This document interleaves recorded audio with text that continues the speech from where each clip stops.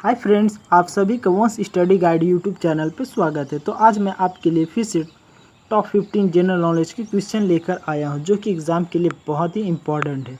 तो आप प्लीज़ पूरा वीडियो को ज़रूर देखिएगा। तो चलिए आइए वीडियो को शुरू करते हैं। यदि आपको इस वीडियो की PDF चाहिए तो टेलीग्राम का लिंक वीडियो के डिस्क्रिप्शन बॉक्स में है, वहाँ से जाकर आप इसकी PDF प्राप्त कर सकते हैं। तो चलिए आइए वीडियो को शुरू करें, और यदि आपको अच्छा लगे तो एक लाइक ज़रूर करें। आज का क्वेश्चन नंबर फर्स्ट है कि किंग मार्टिन लूथर कौन है। तो इसका राइट आंसर है option A. King Martin Luther America के एक निग्रो नेता थे, और यदि वर्तमान में अमेरिका की राजधानी की बात की जाए तो वह वाशिंगटन DC है। DC का फुल फॉर्म होता है डिस्ट्रिक्ट ऑफ कोलंबिया, तो आप इसे याद रखें। और यदि वो अमेरिका के प्रेसिडेंट की बात की जाए तो वह तो आप सबको पता ही होगा कि वह डोनाल्ड ट्रंप हैं, जो कि 45 नंबर के प्रेसिडेंट हैं। तो चलिए क्वेश्चन नंबर नेक्स्ट की ओर बढ़ते हैं। तो क्वेश्चन नंबर नेक्स्ट में है कि जोजिला दर्रा कहाँ स्थित है। तो इसका राइट आंसर है ऑप्शन डी। जोजिला दर्रा जम्मू कश्मीर में स्थित है। और यदि जम्मू कश्मीर की बात की जाए तो जम्मू कश्मीर अब एक UT यूनियन टेरेटरी बना दिया गया है, जिसे केंद्र शासित प्रदेश कहते हैं। तो इसके पहले लेफ्टिनेंट गवर्नर हैं गिरीश कुमार मुर्मू जी, तो आप इसे भी याद रखें। और यदि उत्तराखंड की बात की जाए तो उत्तराखंड की राजधानी देहरादून है। और उत्तराखंड की बात की जाए तो उत्तराखंड की वर्तमान में 2 राजधानियां बना दी गई हैं। तो पहला तो एक आप लोग को पता ही होगा कि देहरादून है, और दूसरी हाल ही में बनाया गया है, उसे गैरसैंण कहते हैं। गैरसैंण बना दी गई। तो यह ग्रीष्मकालीन राजधानी है और यह शीतकालीन राजधानी है, तो आप इसे भी याद रखें।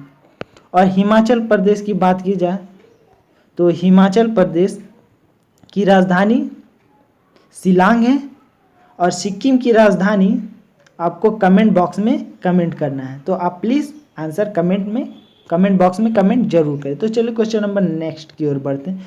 क्वेश्चन नंबर थर्ड में है कि नीति शतक के रचयिता कौन है।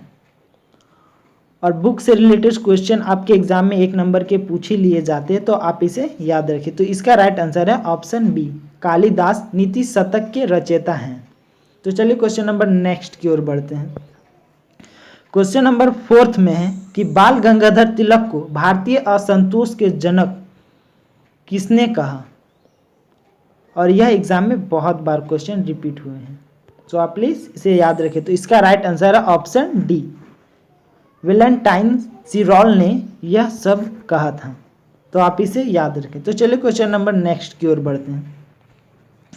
यूरो कप 2020 कहाँ आयोजित होंगे।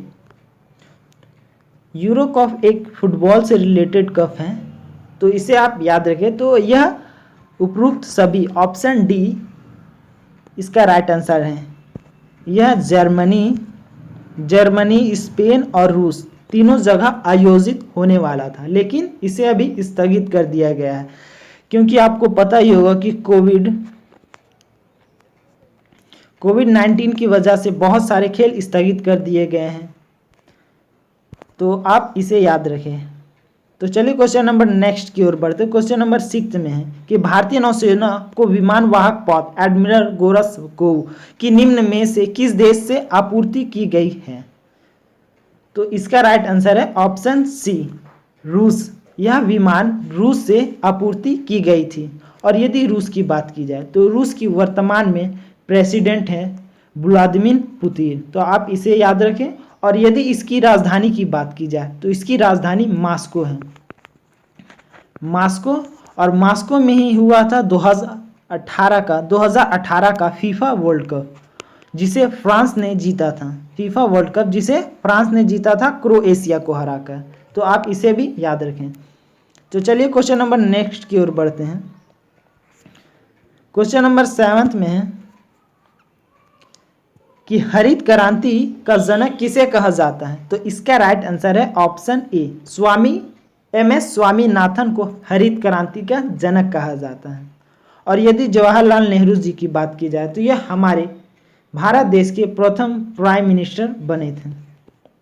यदि एपीजे अब्दुल कलाम जी की बात की जाए तो यह हमारे देश के राष्ट्रपति बने थे 2002 ईस्वी से 2005 ईस्वी तक। तो आप 2007 ईस्वी तक। तो आप इसे भी याद रखें। तो चलिए क्वेश्चन नंबर नेक्स्ट की ओर बढ़ते हैं। क्वेश्चन नंबर नेक्स्ट में है कि राष्ट्रीय विज्ञान दिवस किस तिथि को मनाया जाता है, और दिवस से रिलेटेड तो आपके एग्जाम में 1 से 2 नंबर के पूछे जाते हैं, तो आप इसे याद रखें। तो इसका राइट आंसर है ऑप्शन बी, 28 फरवरी को राष्ट्रीय विज्ञान दिवस के रूप में मनाया जाता है। तो आइए इसके कुछ ऑप्शन की ओर बात कर ले। तो ऑप्शन ए में आप लोग को दिख रहा होगा 29 अगस्त। तो 29 अगस्त को हमारा राष्ट्रीय खेल दिवस मनाया जाता है, जो कि मेजर ध्यानचंद जी के बर्थ एनिवर्सरी पर। और यदि 8 मार्च की बात की जाए तो 8 मार्च को विश्व महिला दिवस मनाया जाता है। तो आप इसे भी याद रखें, क्योंकि एग्जाम में यह सब क्वेश्चन बहुत बार रिपीट हुए हैं। तो चलिए नेक्स्ट क्वेश्चन की ओर बढ़ते हैं। क्वेश्चन नंबर 9 में प्रसिद्ध चित्र मोनालिसा किसकी कृति है? तो इसका राइट आंसर है option B, Leonardo da Vinci इनके राइटर हैं। तो आप प्लीज़ इसे याद रखें, और यह भी बहुत बार रिपीट हुआ है। तो चलिए क्वेश्चन नंबर नेक्स्ट की ओर बढ़ते हैं। क्वेश्चन नंबर 10 में है कि दीन ए इलाही धर्म का संस्थापक कौन है? तो दीन ए इलाही धर्म का संस्थापक बाबर है, और बाबर एक मुगल बादशाह था। तो आप इसे याद रखें। तो चलिए क्वेश्चन नंबर नेक्स्ट की ओर बढ़ते हैं। क्वेश्चन नंबर 11 में है कि निम्न में से कौन सा कथन गलत है? तो आइए ऑप्शन को पढ़ते हैं। तो ऑप्शन ए में कि रविंद्रनाथ टैगोर को साहित्य के क्षेत्र में 1913 ईस्वी में नोबेल पुरस्कार मिला था। जी हाँ, मिला था। इसका राइट ऑप्शन ए तो सही है। तो चलिए क्वेश्चन नंबर नेक्स्ट की ओर बढ़ते हैं। सीवी रमन को यह पुरस्कार भौतिकी के क्षेत्र में 1930 ईस्वी को मिला था। हाँ, ये भी सही है। तो चलिए क्वेश्चन नंबर नेक्स्ट की ओर ऑप्शन थर्ड की ओर बढ़ते हैं। मदर टेरेसा को यह पुरस्कार शांति के क्षेत्र में 1989 ईस्वी को मिला था। जी हाँ, मिला था। तो चलिए क्वेश्चन नंबर, तो अब 3 ऑप्शन जब सही हो गए तो अब जो ऑप्शन डी है यह ऑप्शन गलत है। तो इसका राइट आंसर ऑप्शन डी है। सो प्लीज़ आप इसे याद रखें। मदर टेरेसा को बस शांति के क्षेत्र में नोबेल पुरस्कार मिला है, ना कि साहित्य के क्षेत्र में। वह एक सोशलिज्म महिला थी जो बच्चे लोग से बहुत ही प्यार किया करती थी, और वह एक अपनी संस्था चलाया करती। तो ये बहुत ही इंपॉर्टेंट क्वेश्चन है, आप इसे याद रखें। तो चलिए क्वेश्चन नंबर 12 की ओर बढ़ते हैं। तो क्वेश्चन नंबर 12 में है कि भारत में सर्वाधिक अभ्रक तथा कोयला कहाँ उत्पाद किया जाता है? तो इसका राइट आंसर है ऑप्शन बी, झारखंड में सबसे अधिक अभ्रक और कोयला का उत्पाद किया जाता है। और यदि झारखंड की बात की जाए तो झारखंड की राजधानी रांची है, और यहाँ के सीएम अभी वर्तमान में चुनाव हुए तो वह हेमंत सोरेन जी बने हैं। हेमंत सोरेन जी। तो आप इसे भी याद रखें। तो चलिए क्वेश्चन, और यदि यहाँ की गवर्नर की बात की जाए तो गवर्नर का नाम है द्रौपदी मुर्मू जी। तो आप इसे भी याद रखें। तो आइए क्वेश्चन नंबर नेक्स्ट की ओर देखते हैं कि क्वेश्चन नंबर 13 में है कि वन के रूप में उल्लेखित भारत का भौगोलिक क्षेत्र फल का अनुमानित है। तो इसका राइट आंसर है ऑप्शन बी, 19% वन के रूप में उल्लेखित हमारे पूरे भारत क्षेत्र का क्षेत्रफल में 19% वन पाया जाता है। तो आप इसे याद रखिए, यह एग्जाम में बहुत बार पूछा गया है। तो दोस्तों, आपको वीडियो कैसी लगी आप प्लीज़ कमेंट बॉक्स में कमेंट करके ज़रूर बताइएगा। और आप लोग के लिए आज एक होमवर्क मैं देता हूं कि भारत देश के शिक्षा मंत्री का वर्तमान में क्या नाम है। तो आप प्लीज़ आंसर कमेंट बॉक्स में कमेंट जरूर करें। तो थैंक यू दोस्तों, वीडियो को यहीं समाप्त करते हैं।